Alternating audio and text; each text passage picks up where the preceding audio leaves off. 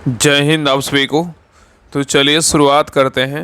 आज के इस क्लास में प्लेटफॉर्म चालक सिपाही भर्ती परीक्षा जो होने वाला है, जिसका वैकेंसी आ चुका है ड्राइवर कांस्टेबल का, इसी का प्रैक्टिस सेट कंप्लीट करेंगे। और ये बुक किसका है तो रुक्मिणी प्रकाशन के द्वारा निकाला गया प्लेटफॉर्म का बुक है। अगर इस बुक में बात करें टोटल कितना प्रैक्टिस सेट है, 21 प्रैक्टिस सेट है। और इसमें जो एक PYQ है, और PYQ कब का है तो 3 जनवरी 2021 को आयोजित जो परीक्षा हुआ था उसी का PYQ दिया हुआ है। तो PYQ भी कंप्लीट कर लेंगे। बीच में आपको एक दिन जो है ना PYQ की क्लास करवा देंगे।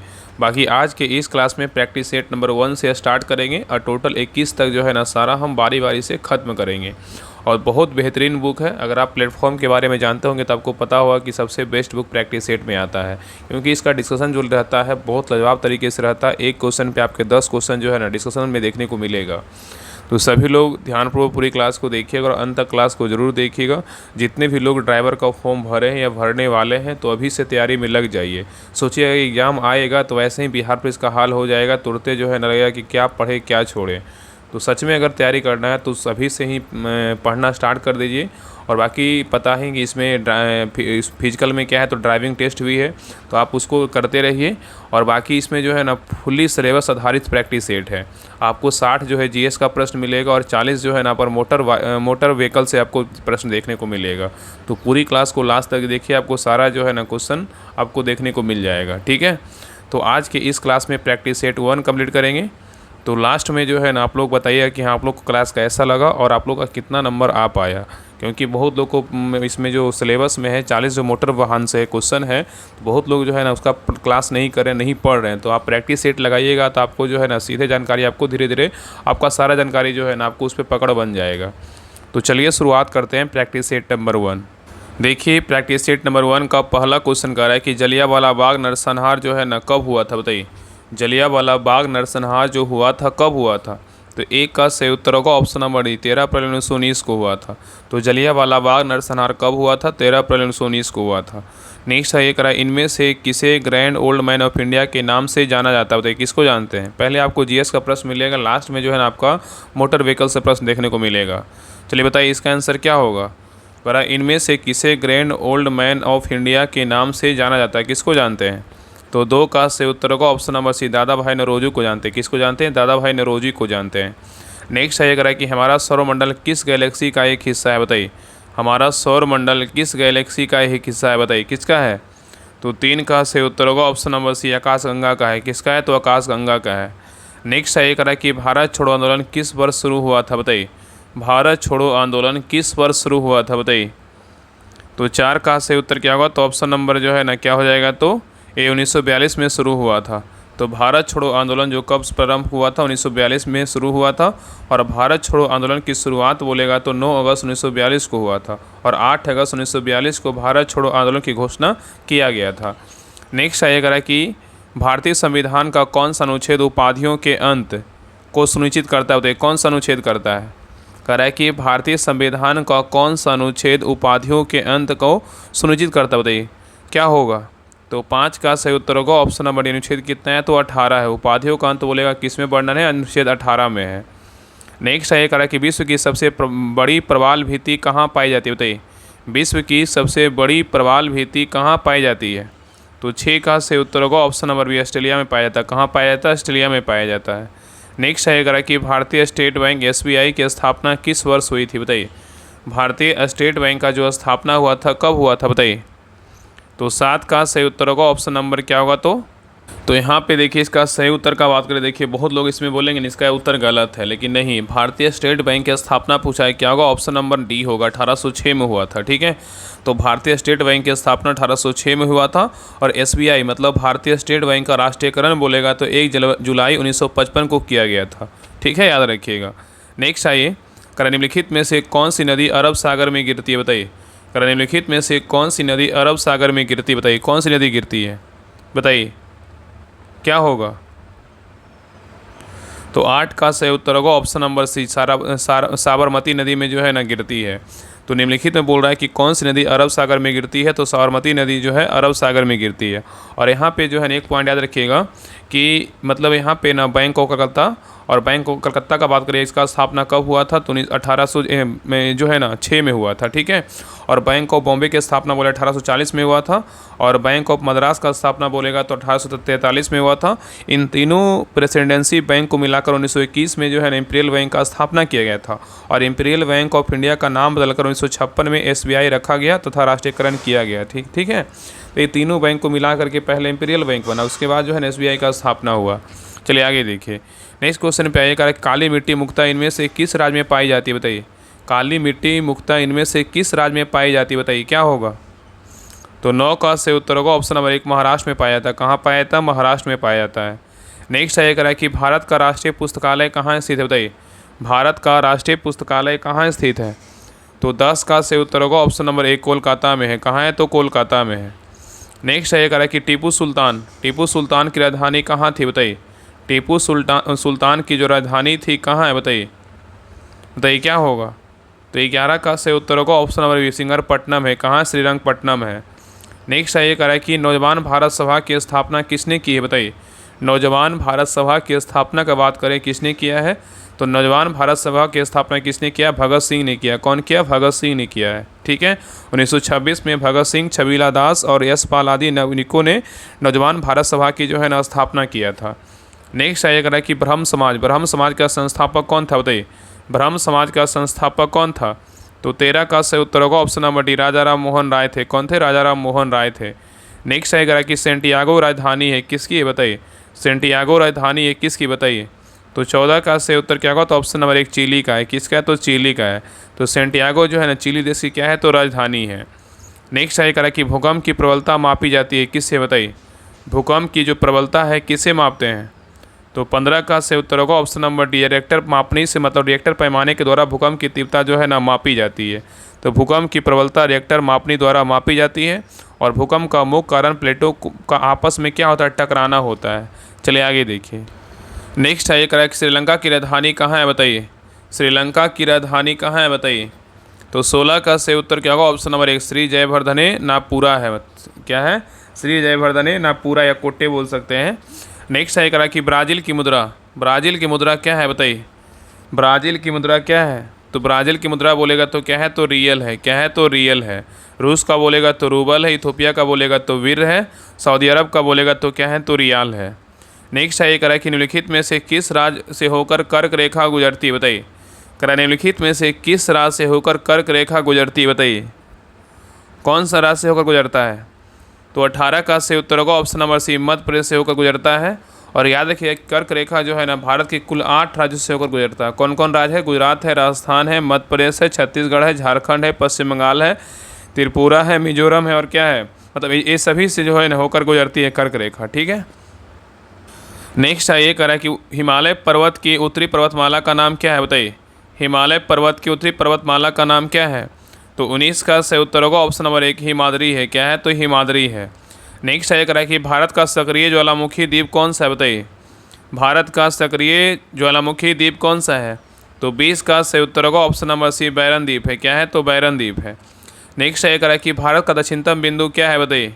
भारत का दक्षिणतम बिंदु क्या है, तो 21 का सही उत्तर होगा option number C, Indira point है। क्या है, तो इंदिरा पॉइंट है। नेक्स्ट आइए करा कि विश्व में सबसे लंबा बांध कौन सा है, बताइए। विश्व में सबसे लंबा बांध कौन सा है, तो 22 का सही उत्तर होगा ऑप्शन नंबर 1, हीराकुंड बांध है। क्या है, तो हीराकुंड बांध है। नेक्स्ट आइए करा निम्नलिखित में से कौन सी नदी अरब सागर में गिरती है, बताइए। अरब सागर में गिरने वाली नदी बताइए कौन सी है, तो 23 का सही उत्तर क्या होगा ऑप्शन नंबर ए, नर्मदा है। क्या है, तो नर्मदा है। तो नर्मदा नदी अरब सागर में गिरती है, और नर्मदा नदी का उद्गम विंध्याचल पर्वत श्रेणियों में स्थित अमरकंटक नामक स्थान से होता है। नेक्स्ट आइए करा कि भारत का वह राज्य जहाँ विश्व के थोरियम का विशाल भंडार है, बताइए कौन सा राज्य है। करा कि भारत का वह राज्य जहाँ विश्व के थोरियम का विशाल भंडार है वो कौन सा राज्य, बताइए। तो 24 का सही उत्तर क्या होगा, तो ऑप्शन नंबर 1, केरल है। कौन सा राज्य है, तो केरल है। नेक्स्ट आइए करा कि भारत में चाय उत्पादन में प्रथम स्थान किस राज्य का है, बताइए। भारत में चाय उत्पादन में प्रथम स्थान किस राज्य का है, बताइए। तो 25 का सही उत्तर क्या होगा, ऑप्शन नंबर बी, असम का है। किसका है, तो असम का है। तो भारत में चाय उत्पादन में प्रथम स्थान बोलेगा तो असम राज्य का है, ठीक है। नेक्स्ट आइए निम्नलिखित में से कौन सा भारतीय स्टेडियम हॉकी मैचों के लिए एक प्रमुख स्थल के रूप में क्या है, तो प्रसिद्ध है, बताइए। क्वेश्चन कर रहा है कि निम्नलिखित में से कौन सा भारतीय स्टेडियम हॉकी मैचों के लिए एक प्रमुख स्थल के रूप में प्रसिद्ध है, बताइए कौन सा स्टेडियम है। तो 26 का सही उत्तर क्या होगा, option number B Kalinga stadium है। कौन सा स्टेडियम है, कलिंगा स्टेडियम है। और ये जो कलिंगा स्टेडियम है कहाँ है, उड़ीसा के भुवनेश्वर में स्थित है। नेक्स्ट है करा कि बास्केटबॉल में 2 टीमें होती है। बास्केटबॉल में 2 टीमें होती है और जिसके प्रत्येक टीम में कितने खिलाड़ी होते हैं, बताइए।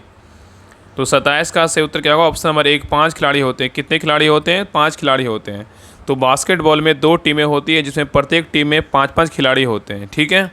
और याद रखिए कि बेसबॉल में बात करें कितना खिलाड़ी होता है, बेसबॉल में 9 खिलाड़ी होता है, पोलो में 4 खिलाड़ी होता है और वाटर पोलो में 7 खिलाड़ी होता है, खो खो में बोलेगा तो 9 खिलाड़ी होता है और हॉकी क्रिकेट फुटबॉल में जो है ना 11 खिलाड़ी होता है। नेक्स्ट आइए, करा निम्नलिखित में से कौन सा खेल पाकिस्तान का क्या है, राष्ट्रीय खेल है, बताइए। पाकिस्तान का राष्ट्रीय खेल पूछा है, कौन सा है, बताइए। तो 28 का सही उत्तर क्या होगा, ऑप्शन नंबर जो है ना डी फील्ड हॉकी है। क्या है, तो फील्ड हॉकी है। तो फील्ड हॉकी खेल क्या है, पाकिस्तान का जो है राष्ट्रीय खेल है। और क्रिकेट खेल इंग्लैंड और ऑस्ट्रेलिया का जो है ना राष्ट्रीय खेल है। और फुटबॉल बोलेगा तो फुटबॉल खेल फ्रांस एवं ब्राज़ील और रूस का जो है ना राष्ट्रीय खेल है। और बेसबॉल बोलेगा तो अमेरिका का राष्ट्रीय खेल है, ठीक है। और आइस हॉकी बोलेगा तो कनाडा का राष्ट्रीय खेल है। और रग्बी फुटबॉल बोलेगा तो स्कॉटलैंड का राष्ट्रीय खेल है। और भारत का राष्ट्रीय खेल बोलेगा तो क्या है, तो हॉकी है। नेक्स्ट है ये करा कि भारतीय संविधान के निम्नलिखित में से किस अनुसूची में समवर्ती सूची दी गई, बताइए। करा कि भारतीय संविधान के निम्नलिखित में से किस अनुसूची में समवर्ती सूची दी गई, बताइए क्या होगा। तो 29 का सही उत्तर होगा, ऑप्शन नंबर 1 7वीं अनुसूची में दिया गया है। तो भारतीय संविधान की 7वीं अनुसूची में समवर्ती सूची मतलब 7वीं अनुसूची में समवर्ती सूची दी गई है। और 7वीं अनुसूची केंद्र एवं राज्यों के बीच शक्तियों के बंटवारे के बारे में जो है न दिया गया है। नेक्स्ट है करा कि 10वीं पंचवर्षीय योजना समयावधि निम्नलिखित में से कौन सी है, बताइए। 10वीं पंचवर्षीय योजना का जो समयावधि है कितना से कितना है, बताइए। तो 30 का सही उत्तर होगा, ऑप्शन नंबर 1 2002 से कितना है, 2007 है। नेक्स्ट है ये करा बिहार का कौन सा पर्व मुख्य रूप से सूर्यदेव और उनकी पत्नी उषा को समर्पित है, बताइए। करा बिहार का कौन सा पर्व मुख्य रूप से सूर्यदेव और उनकी पत्नी उषा को समर्पित है, बताइए कौन सी, बताइए। तो 31 का सही उत्तर क्या होगा, ऑप्शन नंबर सी छठ पूजा है। क्या है, तो छठ पूजा है। नेक्स्ट है ये करा कि विश्व प्रसिद्ध मधुबनी चित्रकला का संबंध बिहार के किस क्षेत्र से है, बताइए। तो 32 का सही उत्तर क्या होगा, ऑप्शन नंबर सी मिथिला से। किसे, तो मिथिला से है। नेक्स्ट है ये करा कि विदेशिया लोकनाट्य शैली प्रवर्तक कौन माने जाते हैं। विदेशिया लोकनाट्य शैली के प्रवर्तक कौन माने जाते हैं, बताइए। तो 33 का सही उत्तर होगा, ऑप्शन नंबर 1 भिखारी ठाकुर को मानते हैं। नेक्स्ट है ये करा कि बिहार का कौन सा व्यंजन विश्व भर में प्रसिद्ध है, बताइए। बिहार का कौन सा व्यंजन विश्व भर में प्रसिद्ध है, सबको पता है क्या है, सबको पता है क्या है, तो लिट्टी चोखा है। क्या है, लिट्टी चोखा है। नेक्स्ट है ये करा एशिया का सबसे बड़ा पशु मेला सोनपुर मेला किस नदी के तट पर लगता है, बताइए। करा एशिया का सबसे बड़ा पशु मेला सोनपुर मेला किस नदी के तट पर लगता है, बताइए।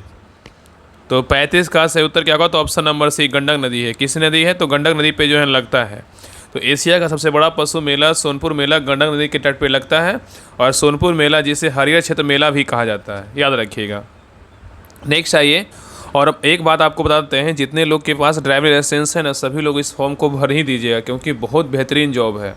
आपको लगता है ना कांस्टेबल से आपको अलग जॉब है, ऐसा नहीं, उससे कम अच्छा जॉब नहीं है।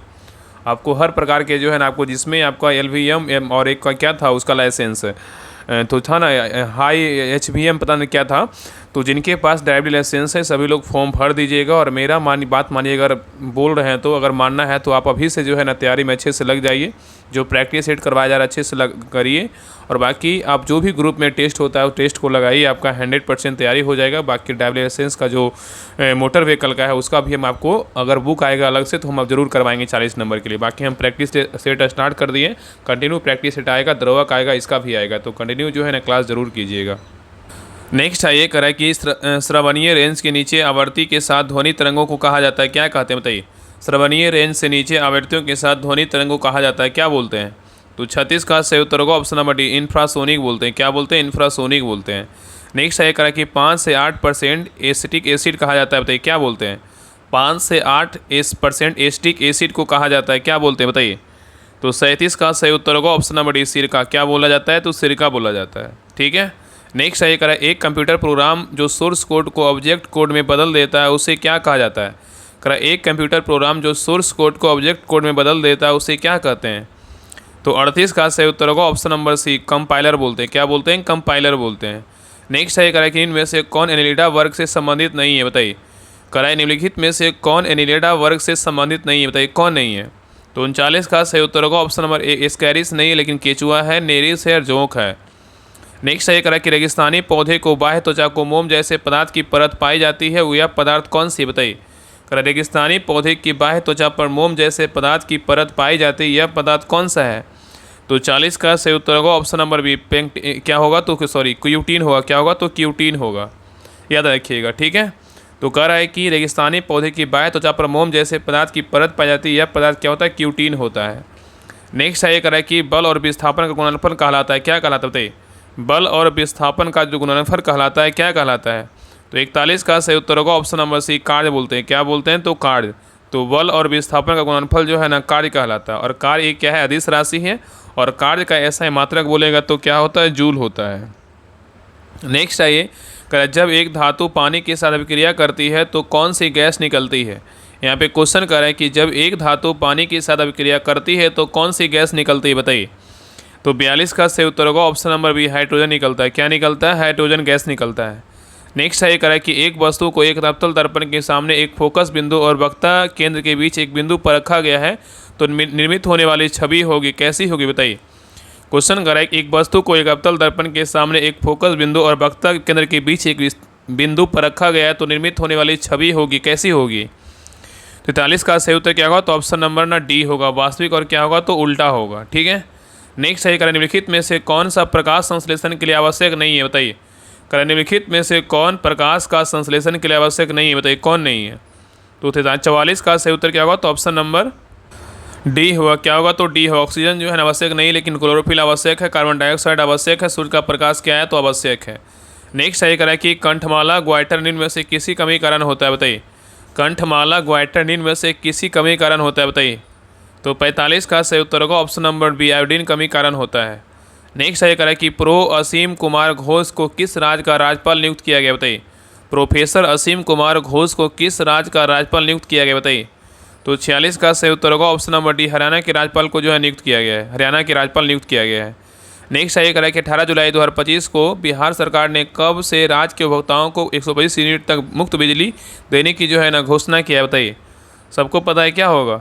तो 47 का सही उत्तर होगा ऑप्शन नंबर बी, 1 अगस्त 2025 से किया है। नेक्स्ट है करें कि भारत सरकार ने वार्षिक स्वच्छता सर्वेक्षण 2024-25 के 9वें संस्करण में भारत का कौन सा शहर शीर्ष स्थान पर रहा है? बताइए। क्वेश्चन कर रहा है कि भारत सरकार ने वार्षिक स्वच्छता सर्वेक्षण 2024-25 के 9वें संस्करण में भारत का कौन सा शहर शीर्ष पे रहा है? बताइए। तो 48 का सही उत्तर क्या होगा? तो ऑप्शन नंबर हो जाएगा सी, इंदौर रहा है। कौन सा शहर रहा है? इंदौर रहा है। नेक्स्ट है कह रहा है कि विम्बल्डन वुमेन्स सिंगल 2025 का खिताब किस खिलाड़ी ने जीता है? बताइए, विम्बल्डन वुमेन्स सिंगल 2025 का खिताब किस खिलाड़ी ने जीता है? तो 49 का सही उत्तर होगा option number C, Iga Swiatek ने जीता है। कौन जीता है? ईगा स्विटेक ने जीता है। नेक्स्ट है कह रहा है कि फीफा क्लब विश्व कप 2025 खिताब किसने जीता है? बताइए, फीफा क्लब विश्व कप 2025 का खिताब किसने जीता है? तो 50 का सही उत्तर होगा ऑप्शन नंबर 1, चेल्सी। कहाँ के? इंग्लैंड के जीते हैं, ठीक है। तो फीफा क्लब विश्व कप 2025 का खिताब किसने जीता है? चेल्सी जीते और कहाँ के? इंग्लैंड के हैं। नेक्स्ट है ये कह रहा है कि भारत में बैटरी पासपोर्ट प्रणाली की शुरुआत किसके नेतृत्व में की जा रही है? बताइए, भारत में बैटरी पासपोर्ट प्रणाली की शुरुआत किसके नेतृत्व में की जा रही है? बताइए क्या होगा? तो सही उत्तर होगा option number D, NITI Aayog के नेतृत्व में जो है ना किया जा रहा है। नेक्स्ट है कह रहा है कि आरपीएफ की पहली महिला महानिदेशक किसे नियुक्त किया गया है? आरपीएफ की पहली महिला महानिदेशक किसे नियुक्त किया गया है? तो 52 का सही उत्तर होगा option number B, Sonali Mishra को नियुक्त किया गया है। नेक्स्ट है कह रहा है कि भारतीय सेना का प्रचंड शक्ति अभ्यास उत्तर प्रदेश राज्य के किस शहर में आयोजित किया गया है? बताइए। क्वेश्चन कर रहा है कि भारतीय सेना का प्रचंड शक्ति अभ्यास उत्तर प्रदेश राज्य के किस शहर में आयोजित किया गया है? तो 53 का सही उत्तर होगा ऑप्शन नंबर बी, मेरठ में किया गया है। नेक्स्ट है कह रहा है कि जस्टिस संजीव सचदेवा को किस राज्य का मुख्य न्यायाधीश नियुक्त किया गया? बताइए, जस्टिस संजीव सचदेवा को किस राज्य का मुख्य न्यायाधीश नियुक्त किया गया है? तो 54 का सही उत्तर होगा ऑप्शन नंबर 1, मध्य प्रदेश को जो है ना मध्य प्रदेश का नियुक्त किया गया है, ठीक है। नेक्स्ट है कह रहा है कि 14 जुलाई 2025 को भारतीय विदेश मंत्री एस जयशंकर किस देश के 2 दिवसीय आधिकारिक दौरे पर थे? बताइए। कह रहा है कि 14 जुलाई 2025 से भारतीय विदेश मंत्री एस जयशंकर किस देश की 2 दिवसीय आधिकारिक दौरे पर थे? बताइए। तो 55 का सही उत्तर होगा ऑप्शन नंबर डी, चीन के दौरे पे थे। किसके दौरे पे? चीन के दौरे पे थे। तो याद रखिए 14 जुलाई 2025 को भारतीय विदेश मंत्री एस जयशंकर चीन के 2 दिवसीय आधिकारिक दौरे पर थे। नेक्स्ट आइए, और यहाँ पे याद रखिए ना कि 15 जुलाई 2025 को विदेश मंत्री एस जयशंकर तियानजिन में संघाई सहयोग संगठन के विदेश मंत्रियों की बैठक में जो है ना भाग लिया है। नेक्स्ट आइए करा कि भारत का पहला एक्वा टेक पार्क किस राज्य में स्थापित किया गया है? भारत का पहला एक्वा टेक पार्क किस राज्य में स्थापित किया गया है? तो 56 का सही उत्तर होगा ऑप्शन नंबर ए, असम में किया गया है। नेक्स्ट आइए करा कि भारत के 27वें ग्रैंड मास्टर कौन बने हैं? भारत के 87वें ग्रैंड मास्टर कौन बने हैं? तो 57 का सही उत्तर होगा ऑप्शन नंबर डी, हरिकृष्णन ए राम बने। कौन बने? हरिकृष्णन ए राम बने हैं। ठीक है, और इनका संबंध जो है ना तमिलनाडु राज्य से है। नेक्स्ट आइए करा कि संयुक्त राष्ट्र जनसंख्या पुरस्कार 2025 किसे सम्मानित किया गया? बताइए, संयुक्त राष्ट्र जनसंख्या पुरस्कार 2025 जो है ना किसे सम्मानित किया गया है? तो 58 का सही उत्तर होगा ऑप्शन नंबर बी, वर्षा देशपांडे को नियुक्त किया गया है, मतलब इनको सम्मानित किया गया है। चलिए आगे देख करा कि क्रूज भारत मिशन का नेतृत्व करने वाले पहला राज्य कौन बन गया है? क्रूज भारत मिशन का नेतृत्व करने वाले पहला जो राज्य है कौन बन गया है? तो 59 का सही उत्तर होगा ऑप्शन नंबर क्या हो जाएगा? तो बी, गुजरात बना है। कौन सा राज्य बना है? तो गुजरात बना है। नेक्स्ट आइए करा कि हाल ही में किस राज्य में युवाओं को सशक्त और सक्षम बनाने के लिए पहली बार युवा आयोग का गठन किया गया? बताइए कहाँ किया गया है? सबको पता है कहाँ किया गया, अपना बिहार में किया है। कहाँ किया गया? अपना बिहार में किया गया है। चलिए आगे देखिए, यहाँ से देखिए अब मोटर व्हीकल का जो है ना प्रश्न पत्र स्टार्ट हो गया है, तो सभी लोग जो है ना आगे का भी देखिए क्वेश्चन बहुत लाजवाब रहेगा। इस प्रकार आपका क्वेश्चन एग्जाम में आएगा। ठीक है, इस सिलेबस में आपका ऐड है।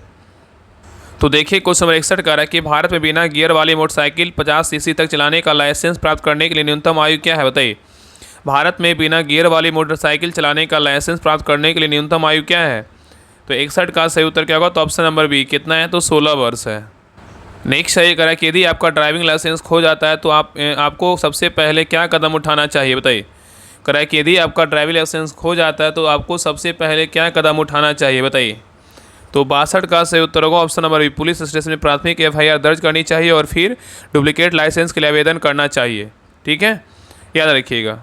नेक्स्ट आइए, कह रहा है कि पुराना वाहन खरीदने के बाद खरीदार को कितने दिनों के भीतर अपने नाम पर स्वामित्व हस्तांतरण मतलब ऑनरशिप ट्रांसफ़र के लिए RTO में आवेदन करना अनिवार्य है? बताइए, कह रहा है पुराना वाहन खरीदने के बाद खरीदार को कितने दिनों के भीतर अपने नाम पर स्वामित्व हस्तांतरण के लिए RTO में आवेदन करना अनिवार्य होता है? कितना दिन होगा? तो 63 का सही उत्तर क्या होगा? तो ऑप्शन नंबर बी, 14 दिन। कितना दिन? तो 14 दिन। नेक्स्ट है एक नई निजी कार या मोटरसाइकिल के पंजीकरण प्रमाण पत्र RC की वैधता शुरू में कितनी होती है? बताइए, एक नई निजी कार या मोटरसाइकिल के पंजीकरण प्रमाण पत्र मतलब RC की वैधता शुरू में कितनी होती है? बताइए। तो 64 का सही उत्तर होगा ऑप्शन नंबर सी, 15 वर्ष होता है। कितना होता है? 15 वर्ष होता है। नेक्स्ट है करा कि वैध तृतीय पक्ष बीमा पॉलिसी के बिना वाहन चलाने पर मोटर वाहन अधिनियम के तहत क्या दंड हो सकता है? करा कि वैध तृतीय पक्ष बीमा पॉलिसी के बिना वाहन चलाने पर मोटर वाहन अधिनियम के तहत क्या दंड हो सकता है? तो 65 का सही उत्तर होगा ऑप्शन नंबर बी, जुर्माना जो है ना 3 महीने तक कारावास या दोनों हो सकता है। ठीक है, नेक्स्ट है करा किस स्थिति में ड्राइविंग लाइसेंस के लिए मेडिकल सर्टिफिकेट फॉर्म 1A जो है ना जमा करना अनिवार्य है? बताइए, करा किस स्थिति में ड्राइविंग लाइसेंस के लिए मेडिकल सर्टिफिकेट जमा करना अनिवार्य है? बताइए किसके लिए? तो 66 का सही उत्तर होगा ऑप्शन नंबर सी, परिवहन वाहन के लाइसेंस के लिए या 40 वर्ष से अधिक आयु के आवेदकों द्वारा लाइसेंस के नवीनीकरण के लिए। नेक्स्ट है करा कि क्या भारत में कोई व्यक्ति कानूनी रूप से एक ही समय में एक से अधिक ड्राइविंग लाइसेंस रख सकता है? बताइए, करा क्या भारत में कोई व्यक्ति कानूनी रूप से एक ही समय में एक से अधिक ड्राइविंग लाइसेंस रख सकता है? बताइए क्या होगा? तो 67 का सही उत्तर होगा ऑप्शन नंबर सी, नहीं रख सकता। यह मोटर वाहन अधिनियम 1988 के तहत क्या है? दंडनीय जो है ना अपराध है। नेक्स्ट है करा कि वाहन के पंजीकरण के नवीकरणीय मतलब रिन्यूअल ऑफ रजिस्ट्रेशन के लिए आवेदन कब किया जाना चाहिए? बताइए। तो 68 का सही उत्तर होगा ऑप्शन नंबर बी, पंजीकरण की समाप्ति तिथि से 60 दिनों से अधिक पहले नहीं। ठीक है, नेक्स्ट है करा कि यातायात पुलिस अधिकारी या परिवहन विभाग के अधिकारी द्वारा मांगे जाने पर एक ड्राइवर को कौन सा दस्तावेज मूल या डिजिटल रूप से प्रस्तुत करना अनिवार्य है? बताइए। क्वेश्चन करें, यातायात पुलिस अधिकारी या परिवहन विभाग के अधिकारी द्वारा मांगे जाने पर एक ड्राइवर को कौन सा दस्तावेज मतलब मूल या डिजिटल रूप से प्रस्तुत करना अनिवार्य है? बताइए। तो 69 का सही उत्तर होगा option number B, driving licence, पंजीकरण प्रमाण पत्र RC और बीमा प्रमाण पत्र और क्या है? प्रदूषण नियंत्रण प्रमाण पत्र मतलब PUC है। चलिए आगे देखिए। नेक्स्ट है करें कि अंतर्राष्ट्रीय driving permit international driving permit IDP कौन जारी करता है बताइए। अंतर्राष्ट्रीय driving permit, international driving permit जो है ना IDP कौन जारी करता है? तो 70 का सही उत्तर होगा ऑप्शन नंबर बी, आवेदक के क्षेत्र का संबंधित क्षेत्रीय परिवहन कार्यालय RTO जारी करता है। नेक्स्ट है करें कि मोटर वाहन अधिनियम को किस धारा के तहत शराब पीकर गाड़ी चलाना एक अपराध है बताइए। करें कि मोटर वाहन अधिनियम की किस धारा के तहत शराब पीकर गाड़ी चलाना है क्या एक अपराध है बताइए। तो 71 का सही उत्तर होगा ऑप्शन नंबर एक, धारा कितना 185 है। नेक्स्ट है करें कि शिक्षार्थी लाइसेंस जारी होने की तारीख से कितने अवधि के लिए वैध होता है बताइए। तो 72 का सही उत्तर होगा ऑप्शन नंबर सी, 6 महीने के लिए जो है ना वैध होता है लर्निंग लाइसेंस। नेक्स्ट है करें सड़क पर बनी जेब्रा लाइनें किसके लिए होती बताइए। सड़क पर बनी जेब्रा लाइनें जो है ना किसके लिए होती है। तो 73 का सही उत्तर होगा ऑप्शन नंबर बी, पैदल यात्रियों के लिए सड़क पार करने के लिए। नेक्स्ट है करें कि अष्टकोणीय अष्टभुजाओं वाला एहतियात संकेत क्या अर्थ है बताइए। अष्टकोणीय 8 भुजाओं वाला एहतियात संकेत का क्या अर्थ है। तो 74 का सही उत्तर होगा ऑप्शन नंबर बी, रुके मतलब स्टॉप। नेक्स्ट है करें कि PUC प्रमाण पत्र का पूर्ण रूप क्या है बताइए। PUC प्रमाण पत्र का पूर्ण रूप क्या है। तो 75 का सही उत्तर होगा option number B, pollution under control है। नेक्स्ट है करें कि त्रिकोणीय आकार वाले एहतियात संकेत क्या दर्शाते हैं। त्रिकोणीय आकार वाले एहतियात संकेत क्या दर्शाते हैं। तो 76 का सही उत्तर क्या होगा ऑप्शन नंबर सी, चेतावनी जो है ना दर्शाता है। नेक्स्ट है करें कि किस आपातकालीन वाहन को रास्ता देना अनिवार्य है बताइए। किस आपातकालीन वाहन को रास्ता देना अनिवार्य है बताइए।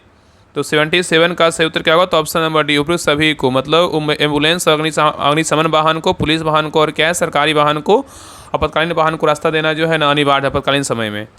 नेक्स्ट है करें कि बिना बीमा के वाहन चलाना मोटर वाहन अधिनियम की धारा का किसका उल्लंघन है बताइए। करें बिना बीमा के वाहन चलाना मोटर वाहन अधिनियम की किस धारा का उल्लंघन है। तो 78 का सही उत्तर होगा ऑप्शन नंबर एक, धारा कितना 196 का क्या है उल्लंघन है। नेक्स्ट है करें नीले रंग की पृष्ठभूमि वाले गोलाकार संकेत क्या बनाते हैं। नीले रंग की पृष्ठभूमि वाले गोलाकार सड़क संकेत क्या बनाते हैं। तो 79 का सही उत्तर होगा ऑप्शन नंबर सी, अनिवार्य जो है निर्देश देते हैं। नेक्स्ट है ये करें वाहन चलाते समय मोबाइल फ़ोन का उपयोग करना किस नियम के तहत प्रतिबंधित है बताइए। करें वाहन चलाते समय मोबाइल फ़ोन का उपयोग करना किस नियम के तहत प्रतिबंधित है बताइए। तो 80 का सही उत्तर होगा ऑप्शन नंबर डी, उपयुक्त सभी होगा। खतरनाक ड्राइविंग, लापरवाही से ड्राइविंग और क्या है ध्यान भटकाकर ड्राइविंग, इन सभी है ठीक है। नेक्स्ट सही करें इंजन ऑयल को नियमित रूप से क्यों बदलना चाहिए बताइए। इंजन ऑयल को नियमित रूप से क्यों बदलना चाहिए। तो 81 का सही उत्तर होगा ऑप्शन नंबर बी, इंजन के चल पुर्जों को चिकनाई देने और घिसाव से बचाने के लिए। नेक्स्ट सही करें कि वाहन की लेड एसिड बैटरी में इलेक्ट्रोलाइट का स्तर कम होने पर क्या मिलाना सबसे उपयुक्त है बताइए। वाहन की लेड एसिड बैटरी में इलेक्ट्रोलाइट का स्तर कम होने पर क्या मिलाना सबसे उपयुक्त है बताइए। तो 82 का सही उत्तर होगा option number B, distil water मतलब आंसू जल मिलाना क्या है सबसे उपयुक्त है। चलिए आगे देखिए। नेक्स्ट है ये करें यदि ब्रेक पेडल दबाने पर स्पंजी या नरम महसूस होता है तो इसके सबसे संभावित कारण क्या है बताइए। क्वेश्चन कह रहा है कि यदि ब्रेक पेडल दबाने पर स्पंजी या नरम महसूस होता है तो इसका सबसे संभावित कारण क्या है। तो 83 का सही उत्तर होगा option number B, brake system में हवा आ गई है। नेक्स्ट है करें कि गाड़ी में रेडिएटर का मुख्य कार्य क्या है बताइए। गाड़ी में रेडिएटर का मुख्य कार्य क्या है। तो 84 का सही उत्तर होगा ऑप्शन नंबर सी, इंजन को उसके कार्यकारी तापमान बनाए रखना और ज़्यादा गर्म होने से जो है ना रोकना है। नेक्स्ट है करें कि टायरों के असमान रूप से घिसने का एक प्रमुख कारण क्या हो सकता है। टायरों के असमान रूप से घिसने का एक प्रमुख कारण क्या हो सकता है। तो 85 का सही उत्तर होगा ऑप्शन नंबर एक, व्हीकल अलाइनमेंट का जो है ना सही ना होना। नेक्स्ट है करें कि पेट्रोल इंजन में स्पार्क प्लग का क्या काम होता है। पेट्रोल इंजन में स्पार्क प्लग का क्या काम होता है बताइए क्या होगा।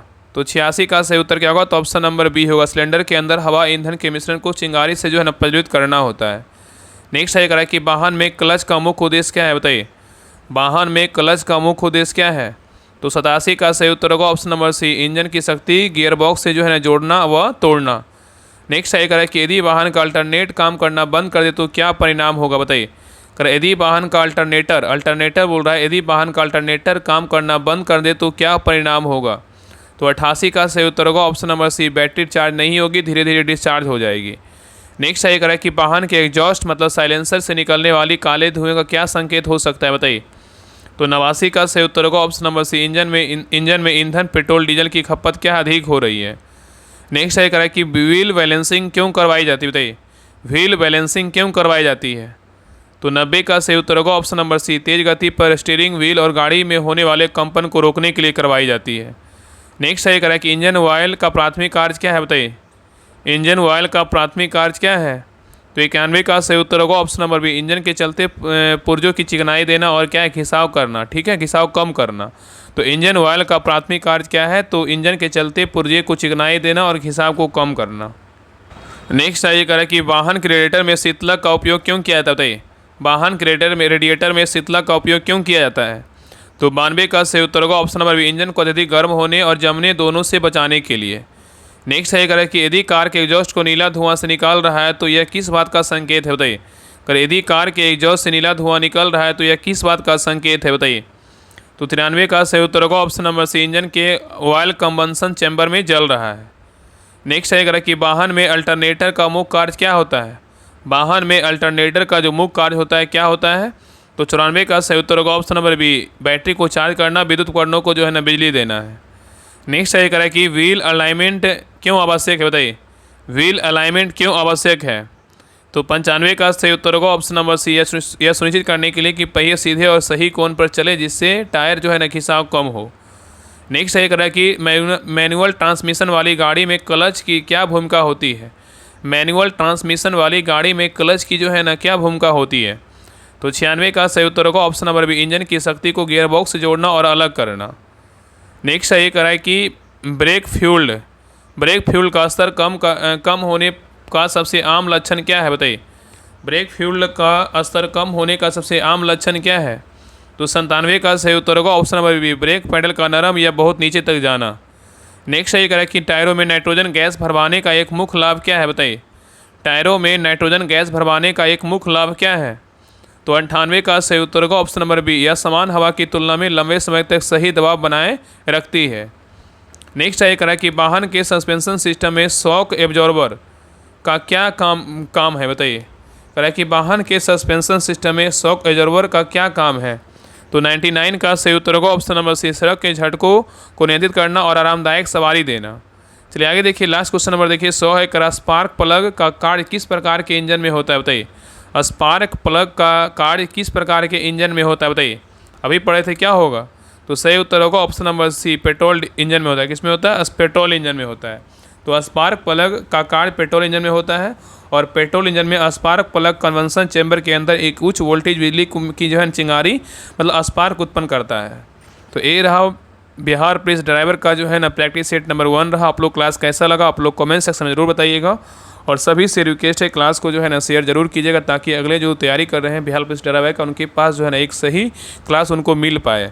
बाकी क्लास के बारे में जरूर बताइए, क्लास कंटिन्यू करवाया जाए नहीं करवाया जाए, क्योंकि क्लास का अगर अच्छा रिस्पॉन्स रहेगा तभी जो है ना क्लास को कंटिन्यू करेंगे। तो सभी लोग ज़रूर बताइएगा कि क्लास कैसा लगा और अपना स्कोर जरूर बताइएगा और किस प्रकार जो है ना मतलब आपको क्लास चलाएगा उस सारा जो है ना अपना रिव्यू ज़रूर बताइएगा और कितने लोग फॉर्म भर दिए हैं ज़रूर अपना जो है ना रिव्यू मतलब अपना बताइएगा कि हाँ हम जो है ना फॉर्म भर दिए हैं। ठीक है, बाकी क्लास को सभी लोग जरूर शेयर कीजिएगा। चैनल पे नए हैं चैनल को सब्सक्राइब कर लीजिएगा और पीडीएफ के लिए डिस्क्रिप्शन में लिंक दिया तो लिंक पर क्लिक करके सभी लोग ज्वाइन कर लीजिएगा। तो मिलते हैं एक नए क्लास में, तब तक के लिए जय हिंद जय भारत।